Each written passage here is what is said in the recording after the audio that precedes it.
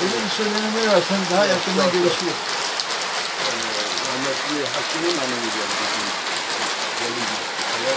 Hangi yakın? Mustafa'nın hanımı.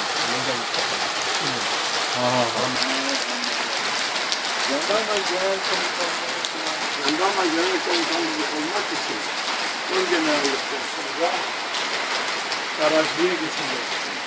Karaci'ye geçeceksin. de olur gibi. Bir şeyisi başbakanın onunla konuşturuyor.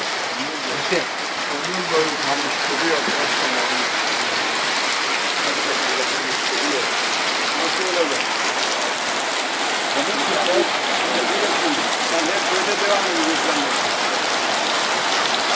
Şimdi gerisi ters. Sadece yerde olacak. Sadece artık götürmeyin. Sana güvenmiyorlar. Güvenli ya. Gene güvenmiyorlar. Onlardan daha çok kaçıyor. Onlardan daha çok kaçıyor ama Yerleri çekti. gene güvenemezler. Gene güvenemezler.